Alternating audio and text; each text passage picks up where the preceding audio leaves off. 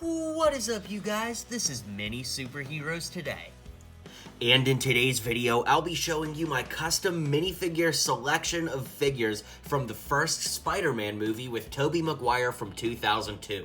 Now, needless to say, I'm a really big fan of this movie, and in fact, the song that you're hearing right now is called The Girl Next Door, and it's a song that I wrote with tons of references to the first three Tobey Maguire Spider-Man movies. So you can check out that song while you're listening to it here, and go check out the music video where the card is popping up now, because again, I filmed it in New York City. There's all kinds of references. We went back to the place where they filmed this movie at, and yeah, so it was a lot of fun, and I'm sure you guys will like it.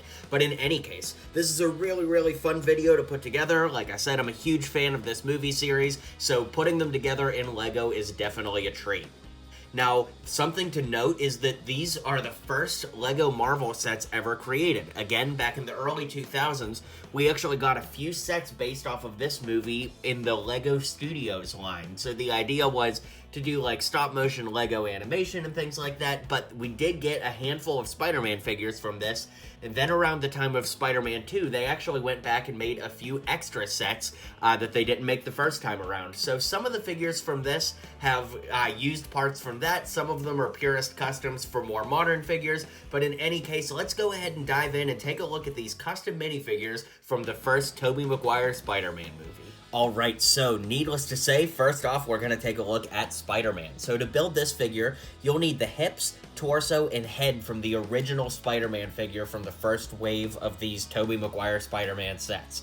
Obviously that's based off of this first movie, so you're not going to get any more accurate than that, and we're going to want to make sure that we go with these options. For the arms, I use the arms from the Arctic Explorer wildlife photographer figure from the LEGO collectible minifigure series, because I really like the blue on top, red on bottom. I feel like it helps pull the figure together a lot. And then the legs are actually from the more modern versions of Spider-Man, where you get the red boots on bottom, blue pants on top. It really pulls the figure together, and I'm very happy with the way that this turned out. Now, just because you guys may not have seen this figure over the years, I'm giving you a little 360 look. It's really nice that the webs are kind of silvery and a little bit reflective. It's a really fantastic figure, and this is my original figure that I had growing up, so it's super nostalgic to use it in one of these videos and kind of see how my LEGO journey has come from being a kid and playing with this to being an adult now and making LEGO videos. But in any case, let's keep rolling on with this showcase. Here we've got Wrestler Spider-Man, and this is actually an official LEGO minifigure, if you can believe it.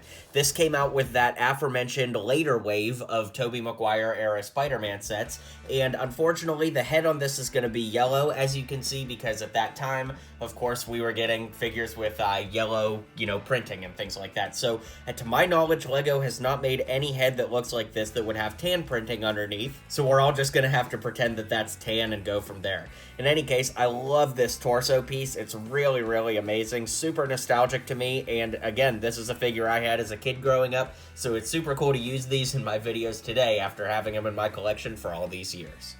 Here we've got Peter Parker, aka Tobey Maguire, and the version we're looking at here is the version while he still has his glasses pre-Spider-Bite.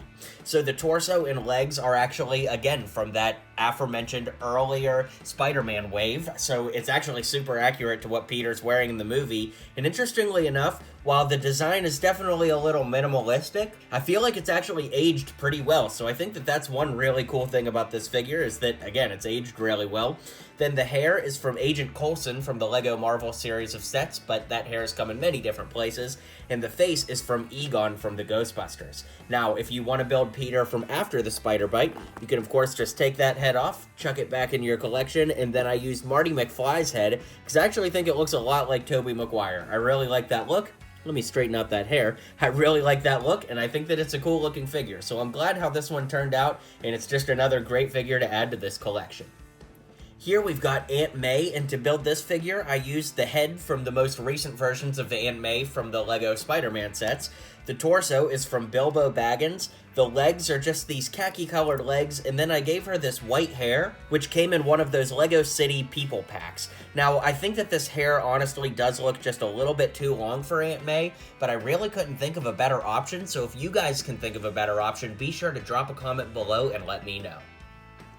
After Aunt May, of course, we've got to add Uncle Ben to the collection, and to build Uncle Ben, I used the same kind of khaki legs from Aunt May, Indiana Jones's torso, and then the head and hair from the second version of Han Solo from Star Wars The Force Awakens. So this is very much a Harrison Ford driven figure, but I really like the way it turned out, and it's got that friendly but gruff look that Uncle Ben definitely had a little bit of in that first Spider-Man movie. Next up, we've got Mary Jane from the first part of the movie when she's on the field trip, and for this figure, I used this hair from Macy from Lego Jurassic World Fallen Kingdom. It actually really works with the hair kind of parted with the little hair clip there, looks really good.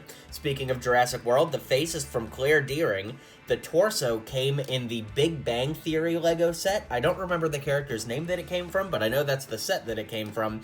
And then I just gave her some dark blue legs to give her that teenager on a field trip kind of look. I'm really happy with the way that this one turned out. I think that it's actually pretty accurate, especially when you see that little screen grab next to her. And, again, as close as we can get with these figures, I'm really happy with the way that this one in particular turned out. Speaking of Mary Jane, I went ahead and created this figure, which is based off of her look from the parade where the Green Goblin attacks. Now, to build this figure, I used the torso and legs from Willie Scott from the Lego Indiana Jones sets from, 100 years ago. And then I used that same Claire Dearing head, and I actually used this Claire Dearing hair, too. I think this came on Claire at some point, but it's this reddish-orange hair that has the ponytail. I think it looks really good, and I'm happy with the way that this figure turned out. Next up, we've got Harry Osborn, and I gotta be honest, this one was a little bit tricky to make just because it's so simple. So with this figure, Harry didn't really have a particularly iconic look in this movie or anything. We all know what he looks like in our head, but when I looked him up, it's just nothing too terribly interesting going on. So I tried to keep this as basic as possible. And to build this figure, I used the torso and legs from Lloyd from the Lego Ninjago movie. I popped some tan hands on there, used Bruce Banner's head and Captain America's hair from Avengers Infinity War to put this together. So I tried to keep this figure as basic as possible to make it easier to build for you guys. I will say that just for a difference, I really like the Joyce Byers torso. If you have it, it could be good to use, but at the same time, it's I know so few people are going to have the Joyce Byers torso versus how many people might have the Lego Ninjago movie Lloyd, since he was a dime a dozen. So I always like to give you guys options when and where I can, and this is one of those times. Here we've got a fun figure, and this is Bonesaw, which of course is the wrestler that Spider-Man fights in his first battle when Uncle Ben drops him off, and, I guess Uncle Ben doesn't know, but spoiler alert if you haven't seen the movie.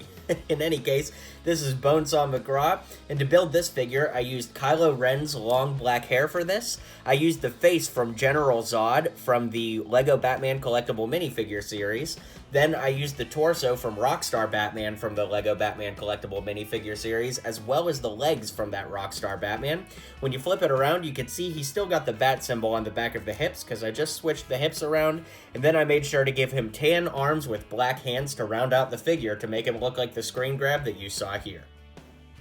Here we've got Jonah Jameson, and of course, J.K. Simmons is one of the most iconic parts of this movie, and definitely one of the parts that has aged the best. So to build this figure, I used this leg and torso combo from Lego Harry Potter, but I have to be honest, I don't know what the character's name is. So if anybody recognizes it, drop a comment below, and we can help each other out in figuring that out. It's some figure that I got in a bulk buy a long time ago, and I just never figured out who it actually was. In any case, I gave that figure some white arms with tan hands here, and then I gave the face and hair from Lego Jonah Jameson from the Spider-Man set that came out somewhere around 2013 or something like that. That was the Lego Daily Bugle set. So I really like this figure, really like the way it turned out, and I think that it's definitely got that likeness to J.K. Simmons as Jonah Jameson in this series of movies.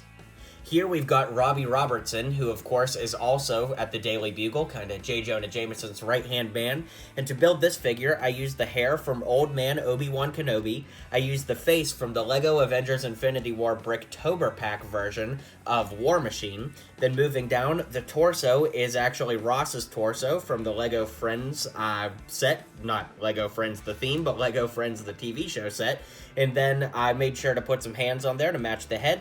Then the hips are from Owen Grady from the Lego Jurassic World sets, and then I just gave him some dark gray legs to round out this figure. And here we've got the Green Goblin. Now this is the original unaltered figure from all those years ago, and this is my one that I had growing up. Now I do want to point out, just as a little history lesson, that LEGO actually made two versions of this figure. One has the gold printing on the face mask, and the other is just completely green. I'm curious which one you guys think looks better. To me, I think that the one with the gold looks better, but, you know, hey, to each their own. Other than that, the figures were exactly identical, and I think that they've aged pretty well. Now, the suit in the movie maybe hasn't aged quite as well, but I'm curious to hear if any of you guys had this figure growing up.